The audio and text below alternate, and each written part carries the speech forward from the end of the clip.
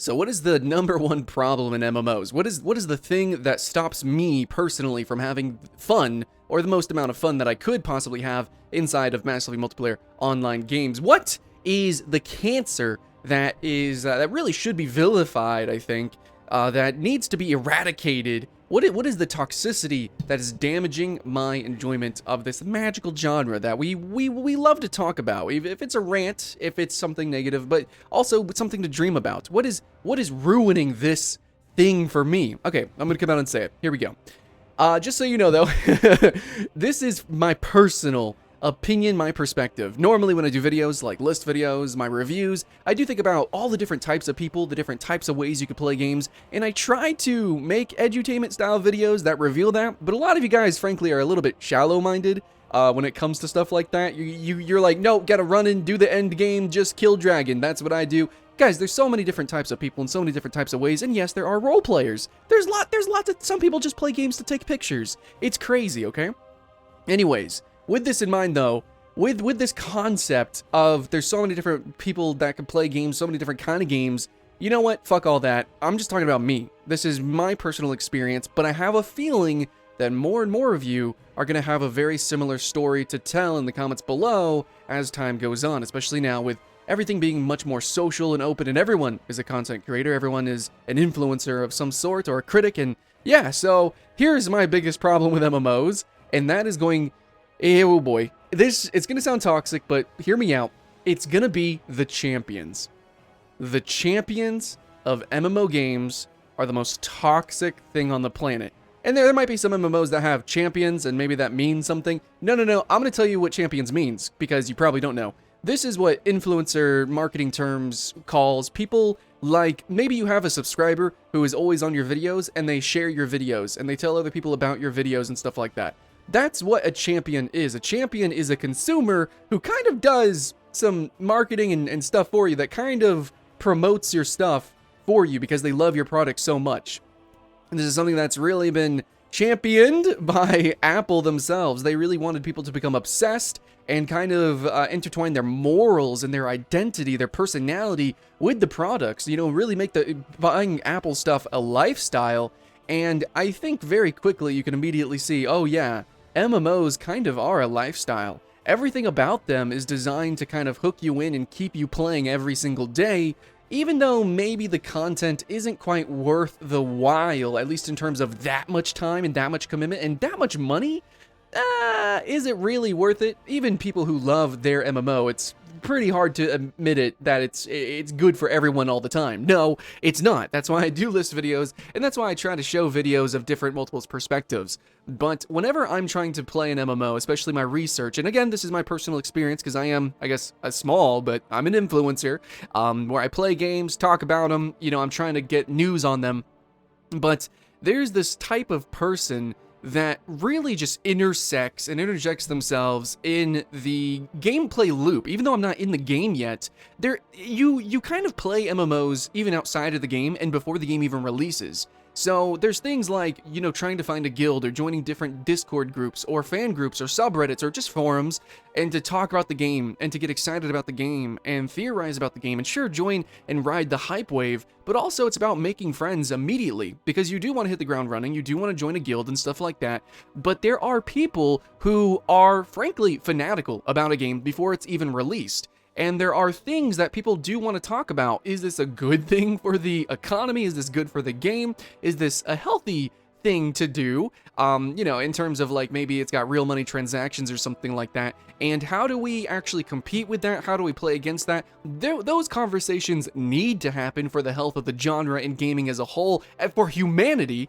But also, even if you can kind of, I don't know, justify some of the negatives of a game, you need to talk about them so that you can begin to gamify it, so that you can begin to, you know, form groups around it, form guilds around it, and pursue the gamification of the game. You know, actually beat the game or do the best you can or whatever your win condition is, even just creating a win condition. These conversations need to be allowed to happen, but there is this fucking weird culture online. I guess it started real back in the day with MMOs and a lot of like these really hardcore gaming spaces, but also like just consumerism in general, like with Apple really promoting that lifestyle. Holy crap! There's so much stuff coming out where people just hold their identity in it, like, oh man, this new MMO is using blockchain. So since I'm somebody who supports that technology and I love it, then you know what? This MMO is flawless, it's amazing, and anybody who says otherwise is a freaking retard, stupid face. That's dumb. I'm sorry, but that's dumb. And if you expect me to be professional responding to you when you sound like a child, no, I'm not going to. That's so dumb. So I'm trying to get into these games just as a personal consumer myself, and this is a problem. Then also add into the layer of I do want to make videos on these games, I do want to talk about these games, and that's how I play MMOs, is I play them to be social. I play them as vehicles of unique social interactions. And what's happening is that I'm not having unique social interactions with these games. It is really just the same. And this could be for so many different games and not always just MMOs, but it's so weird how there's so many different games that have so many different issues, but in the end, everyone kind of just says the same shit. Like if you're a stan, if you're somebody who, you're like a vanguard protector of this product because you think your personality is tied to it, you're emotionally invested in these games, and you all say the same shit. You don't say anything that's actually unique. It almost sounds copy and pasted. It sounds regurgitated, and yeah, I know it's not. I know this is coming from a genuine place in your heart, and that's why I call you dumb. Because you are dumb, you're not seeing the big picture, and you're straight up like telling people not to play the game in a way.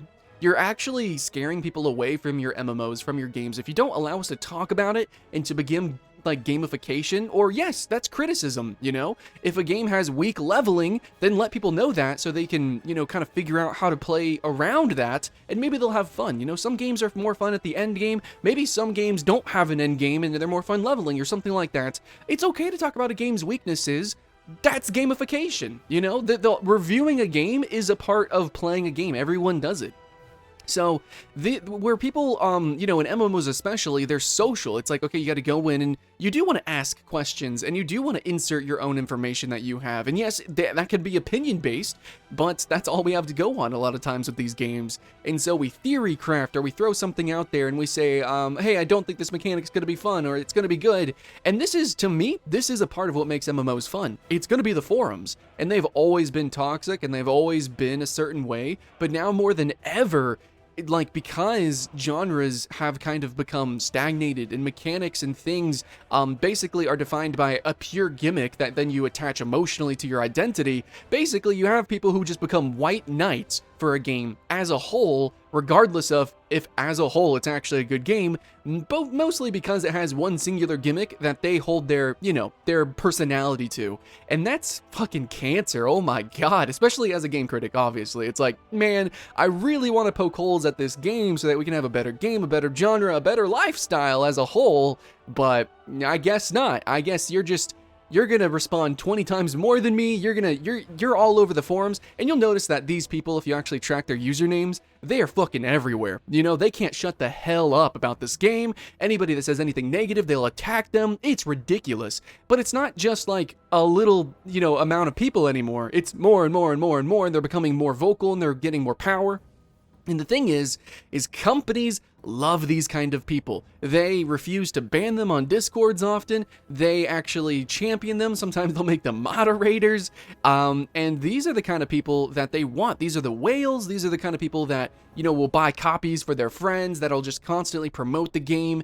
And obviously, it helps with the social media engagement. So it's like, damn, you can't even go to the companies, and I've done this before, I've had this happen, like with Darkfall and a few other very obviously like dead toxic MMO. I'm like, hey, you have a weird moderation problem. This community is incredibly toxic.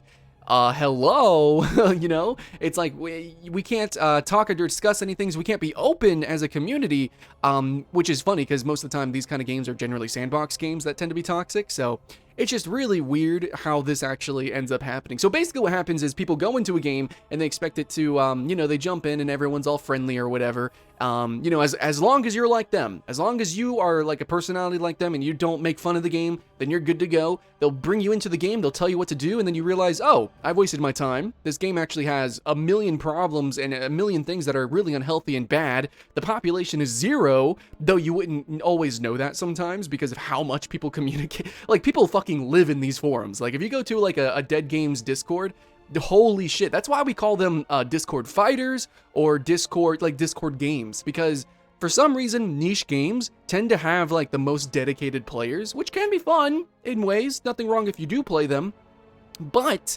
it's just those stands, man. It's those champions of these games, especially MMOs, that totally ruin it. It totally ruins it. For me personally, because again, a lot of the gameplay of MMOs actually exists outside of the MMO. And if you can't ever talk about pretty much anything that might be negative about the MMO, which every game has negatives and faults and things that you can probably poke holes at or, you know, gamify, if you can't even discuss these things without being attacked personally, then you can't really play the game. They're basically saying, like, you know, like if you ever played gym, I don't know, and that one kid never got invited to play basketball or whatever because, you know, he was out of shape or whatever. It's like that, except you're not out of shape. In fact, you're more in shape. You want to engage the community. You want to talk about the game. You want to discover more about the game. You know, even if it sounds toxic and negative, you actually are passionate about the game, and yet everyone's like, no, you can't play. No, this game isn't for you. And then they'll just go down, and you'll be like, no, I do like this game. You know, I want to cover it, I want to stream it, I want to play it. I just have some issues with this game. Do we have like, you know, a time frame when this is going to get fixed, or is there a different way of playing the game? And it's like, everyone's like, no, fuck you. This game isn't for you. This game is for me because I'm a superior, smarter gamer. I'm hardcore. You're a Care Bear or some bullshit like that. And it's just so dumb. So anyways, every game where I see, and I'm just going to give you kind of a behind the scenes. If you see a game that has a lot of champions, now that you kind of know what a champion is, you know, these old Vanguard players, they tend to actually be older gamers, but they talk like kids. So if you meet these kind of people, and you meet a lot of them inside of a game that you were excited for, that's the biggest red flag you could possibly see. So that's how I know when a game is not going to succeed now. If I play a game or whatever, if I talk about it on a video or something, and all of a sudden I get an influx of people, and they always say the same thing, and they're like, oh, you need to do more research, you need to listen to the developer more. The developer said that, you know, stuff and things are totally going to happen because we can 100% trust our messiah, the developer. Yeah, if you get a bunch of stuff like that, or you get people who just really just worship a game, and it seems like most of the player base is like that, that's not a good sign.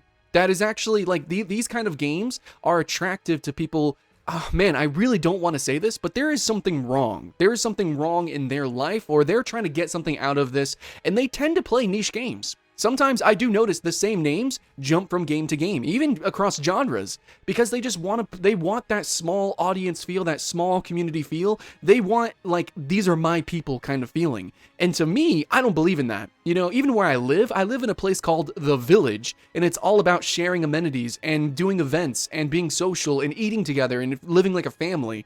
Even in real life, I believe in that kind of mentality. It takes a village. So gated communities and, you know, like, oh, this city is just for rich people or something like that, I don't believe in that.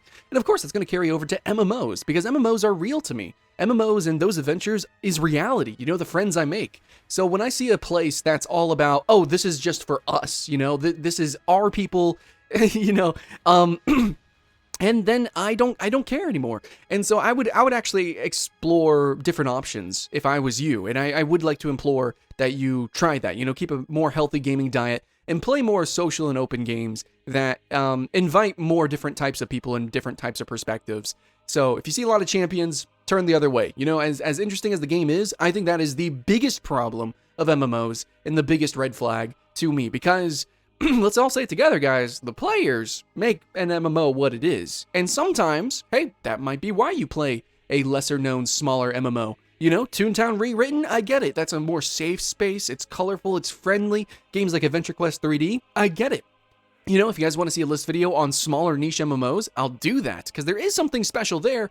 But people who actively instigate, like, and attack people for coming in and trying to change up the formula and try to inject their own personality in a game, which is why I fucking play MMOs, is so I can inject my I'm a YouTuber, of course I do. Oh yeah, I'm still sick, sorry. But anyways, so yeah, it's the most detrimental thing to my fun, and hopefully now that I've explained it, you guys can probably get a feeling, you know, you're probably like, oh yeah, that's kind of been like me, or maybe possibly you realize you're one of those people. Like, if you consistently play games that others would call dead on arrival, if you consistently play games that are like really small and, you know, kept, and like a lot of people tend to think like you, it's, you know, maybe you're one of those people. So just trying to be a little bit nicer, try to be a little bit more open-minded. And yeah, if you're one of those people who actively don't play popular games because they're popular and because you're smarter than them, you might have a personality flaw, possibly.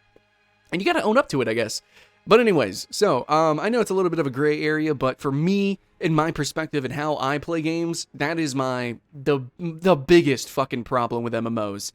And yeah, it's the champions. And to a point, it is the people, it is the consumer. And, you know, that kind of sucks. I never wanted to make a video where I said that because I'm all about pro-consumer, let's go gamers. But, you know, MMOs is the genre where the gamers can change everything. And it is up to the developers, actually. It is up to the moderators, it's up to the publishers to create a community and to create a type of ecosystem for their players. So it does make sense that oftentimes it's the hardcore PvP sandbox MMOs that tend to be the most toxic, because it seems like they don't understand the forum rules. It seems like they don't understand moderation, and it seems like they don't understand how to actually corral their players and create a non-toxic environment. Which, then again, even League of Legends is having some big issues with that, right? And that's a pretty pristine esport type of title. So, look, it's a hard thing to do, but to me, it's the thing that needs to be done first and foremost if you're going to be creating these games. I mean, it's infamous. Now that I've said it, right? It's pretty obvious. The hardcore PvP sandbox MMOs, and then, you know, certain other type of titles, such as like arena shooters or a lot of fighting games, they tend to be really toxic, don't they? So anyways, this is my biggest problem with these games, and for MMOs specifically, which it's such a boon to be social and to allow for social mechanics, I think it fucking sucks that the developers don't do shit to change the player behavior around that, because I think it needs to happen. So, that's pretty much it. That's my rant. I don't think anybody else on the planet has made a video like this, so hopefully you guys support that, you like that, thumbs up. I'll try to do more produced videos from now on, some bigger, better essays, so people kind of actually respect what I have to say. But if it hit a chord with you, let me know in the comments below and tell me your stories and which games we should be aware of, maybe possibly jumping into them, which, yeah. So, for me, I'll just end by saying probably the upcoming Ember Sword. Ember Sword is going to be one of those games, yeah, or pretty much most sandbox MMOs. And looking back, I'm not going to beat dead horses, so fuck them. But yeah, looking forward, Ember Sword and a lot of games like that. Especially a lot of Kickstarter MMOs. Oh my god. Every Kickstarter MMO is going to be like this, especially if it's like a retro-inspired game. Holy shit. Watch out for those. But anyways, guys, much love. My name's Skylent. Hopefully you do subscribe, and I'll see you in the next one.